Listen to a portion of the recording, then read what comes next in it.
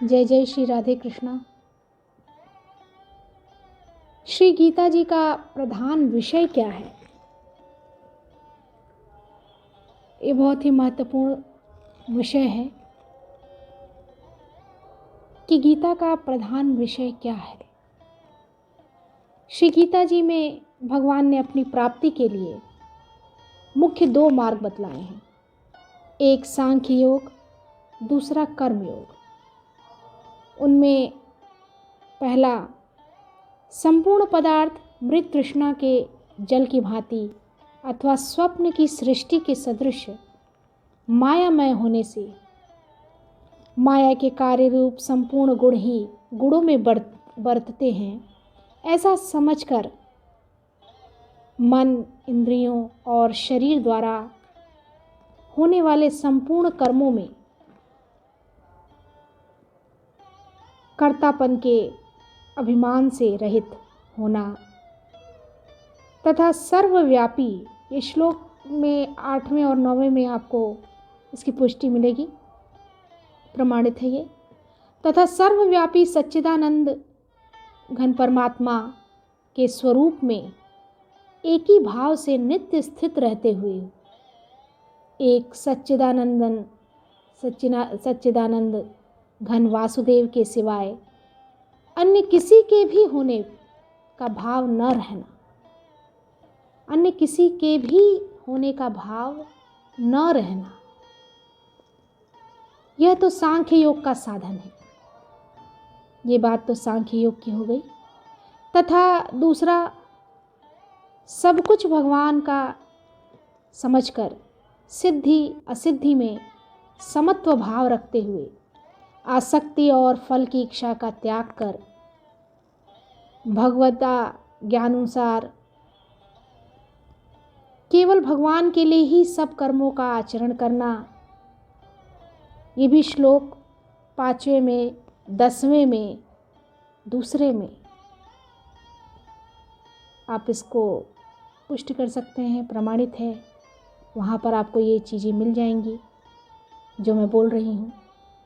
तथा श्रद्धा भक्तिपूर्वक मन, वाणी और शरीर से सब प्रकार भगवान के शरण होकर नाम, गुण और प्रभाव सहित उनके स्वरूप का निरंतर चिंतन करना, यह कर्मयोग का साधन है। श्लोक 6 और 47 में उपलब्ध है।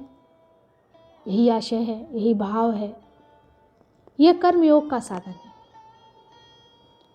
उक्त दोनों साधनों का परिणाम एक होने के कारण वे वास्तव में अभिन्न माने गए हैं। ये भी अध्याय 5 के श्लोक 4 और 5 में है। परंतु साधन काल में अधिकारी भेद से, दोनों का भेद होने के कारण दोनों मार्ग भिन्न भिन्न बतलाए गए हैं। इसलिए एक पुरुष दोनों मार्गों द्वारा एक काल में नहीं चल सकता। जैसे श्री गंगा जी पर जाने के लिए दो मार्ग होते हुए भी एक मनुष्य दोनों मार्गों द्वारा एक काल में नहीं जा सकता, एक ही काल में नहीं जा सकता। उक्त साधनों में कर्म योग का साधन संन्यास आश्रम में नहीं बन सकता, क्योंकि संन्यास आश्रम में कर्मों का स्वरूप से भी त्याग कहा गया है। और सांख्य योग का साधन सभी आश्रमों में बन सकता है, चाहे कोई भी आश्रम हो। यदि कहो कि सांख्य योग को भगवान ने संन्यास के नाम से कहा है, इसलिए उनका संन्यास आश्रम में ही अधिकार है, गृहस्थ में नहीं, तो यह कहना ठीक नहीं है। क्योंकि दूसरे अध्याय में श्लोक 11 से 30 तक जो सांख्य निष्ठा का उपदेश किया गया है, उसके अनुसार भी भगवान ने जगह जगह अर्जुन को युद्ध करने की योग्यता दिखाई है। यदि गृहस्थ में सांख्य योग का अधिकार ही नहीं होता तो भगवान का इस प्रकार कहना कैसे बन पाता, कैसे बन सकता था। हाँ, इतनी विशेषता अवश्य है कि सांख्य मार्ग का अधिकारी देहाभिमान से रहित होना, देह के अभिमान से रहित होना चाहिए, क्योंकि जब तक शरीर में अहम भाव रहता है तब तक सांख्य योग का साधन भली प्रकार समझ में नहीं आता।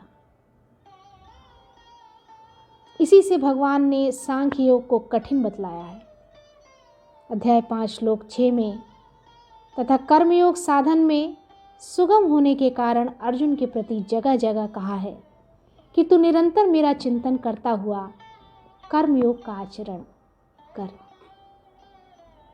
कर्मयोग का आचरण कर।